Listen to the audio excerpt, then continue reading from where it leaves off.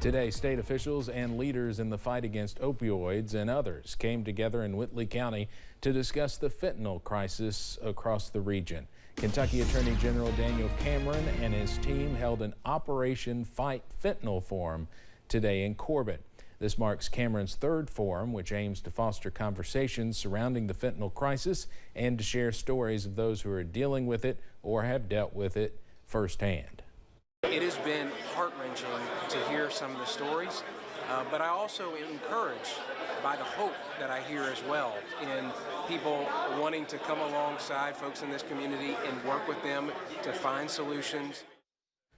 Panelists for today's forum also discussed topics like Narcan usage and the legal changes that could be made to better support the fight against fentanyl.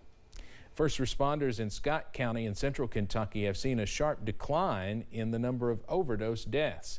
There were only 8 deaths last year, down from 33 in 2021.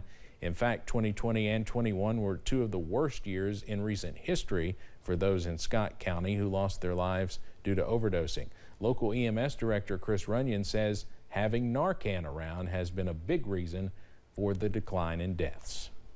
Local PD is now carrying Narcan, fire department's carrying Narcan. A lot of pharmacies, if someone is prescribed an opioid, they're dispensing Narcan with that person. Runyon says it is inevitable some people will use illegal drugs, so he feels it's important for them to have an open conversation with users about employing safer practices with the drug. 201 patients were treated for overdoses last year in Scott County. WorkFest 2023 is underway as college students spend spring break working with Christian Appalachian Project, with a couple of groups working in Floyd County. CAP and its volunteers are rebuilding and repairing homes impacted by the July flood. Homes like the Cottle families in Wayland, where they watched and waited as the water poured through, feeling helpless in the days following the flood, until CAP brought its team to offer a little hope. There's no way that we, CAP, could have an impact on this many families like we have and continue to make an impact into their lives without our college students, our groups, volunteers that come in and help us. See more of the program's progress and hear from one of the volunteers coming up tonight at 6. A Southern Kentucky family is calling for help after losing their home in a fire. Last Saturday was a scary one for J.C. New and his wife as a fire destroyed their house. New had to fight to get his amputee wife out of the house. Despite losing everything, the couple is most grateful for the people that were in the area at the time of the fire who saved their lives. One of the boys from the Brownston Fire Department, Daniel was his name. He was an angel sent, because I guess if it hadn't been for him, not one of us would have made it out. And there was another lady that was an angel. I don't know her name or where she come from, but I'd love to meet her again.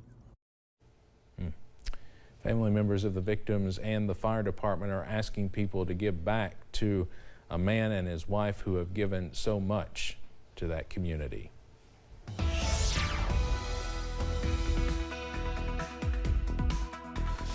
Calm and cool out there this afternoon with blue sky everywhere. It is a beautiful looking afternoon all throughout the mountains.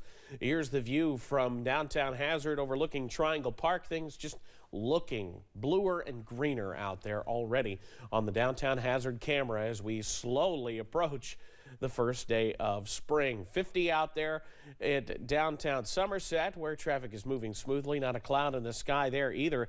Temperatures in the Cumberland Valley a little bit milder in the low 50s, otherwise middle and upper 40s. It is all quiet throughout the Ohio Valley this afternoon. We will continue to see quiet conditions even as clouds build in tonight. 48 by the evening hours. By the time we head to bed, right around 40 and into the 30s as we head into the early hours of our Thursday before we bring back rain chances to the forecast. Details on that in a few minutes. Steve? Evan, thank you. Today, a federal judge in Texas is holding a hearing on the FDA's abortion pill. It's the biggest abortion-related case since the Supreme Court overturned Roe v. Wade last year. Anti-abortion advocates are suing the FDA.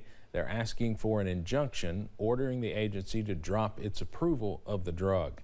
That would block its use nationwide, at least temporarily. Abortion rights advocates say this would eliminate the most commonly used method of abortion care. The judge's first ruling will be only on the preliminary injunction request. Of course, we'll follow that. The Federal Aviation Administration is investigating another close call between commercial airliners. The agency says a runway incursion happened at Reagan National Airport in Arlington, Virginia on March 7th. The FAA says a United Airlines jet was on a runway preparing to take off when a Republic Airways plane crossed the runway without clearance.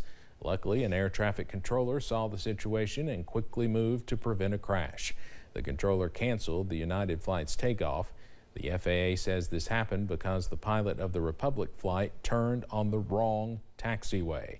This is the 7th runway incursion reported at an airport since the start of this year. An event in the skies is taking place near the Black Sea and is causing the United States and Russia to be even more at odds. Despite a Russian jet causing a U.S. drone to crash, Secretary of Defense Lloyd Austin says the U.S. will continue to fly missions around Ukraine. The U.S. often flies drones near the country to monitor the situation with the war. It is common for Russia to scramble jets to intercept them, but the Pentagon says things went too far this time, saying a Russian jet came up on the drone from behind, dumping fuel. This hazardous episode is a part of a pattern of aggressive and risky and unsafe actions by Russian pilots in international airspace. Russia's ambassador was summoned to the State Department to answer for the actions, but he says Russia did not cause the crash. He also claims the drone was flying dangerously close to Russian-controlled territory.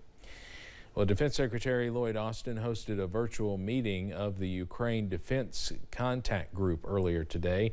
General Mark Milley and Celeste Wallander, Assistant Secretary of Defense for International Security Affairs at the Pentagon, were in the meeting as well. During the meeting, Austin commended the group for the aid it has provided to Ukraine, but says more work needs to be done. He also says Ukraine has been able to stop Russian rocket attacks thanks in part to the air defense systems allied countries have provided, but says Ukrainian armed forces also need spare parts and maintenance packages to upkeep the equipment. And I'm confident that we'll continue to step up to meet Ukraine's needs into the spring and well beyond. And I remain fully committed and fully confident that we will support Ukraine's defense for the long haul. Austin also mentions the United States' latest security assistance package worth about $400 million will go toward getting Ukraine artillery, ammunition, and armored vehicles. The City of Light is losing some of its luster with 7,000 tons of garbage piling up on the streets of Paris, France. CBS's Elaine Cobb shows us why it might not be going away anytime soon. In one of the most romantic and picturesque places on the planet, heaped towers of trash are spoiling the scene. I didn't expect it, and so I'm like, okay, well, this is the first time I've seen Paris. It's not what I thought Paris was going to look like. Garbage collectors are on strike for a second week, protesting pension reforms that include raising the retirement age by 2 years. There's lots of garbage on each corner, doesn't make it look as nice. French officials are warning of a health hazard as rats run wild, ripping up uncollected garbage bags. It's terrible, this Parisian says. It smells bad, it's ugly, and I've seen the rodents. Adding to the problem, strikers have blockaded the 3 garbage treatment plants in the French capital. There's got to be a better way than to just let it pile up and stop your job. It doesn't seem to be doing any good. Even though it does spoil a lot of the view and the smell, I do support the strikes. As waste keeps piling up, so does pressure on the mayor of Paris, who supports the strikers and rejects government plans to force a cleanup. Elaine Cobb, CBS News, Paris. One European radio commentator described the situation as an all-you-can-eat buffet for the 6 million rats of Paris, double the human population.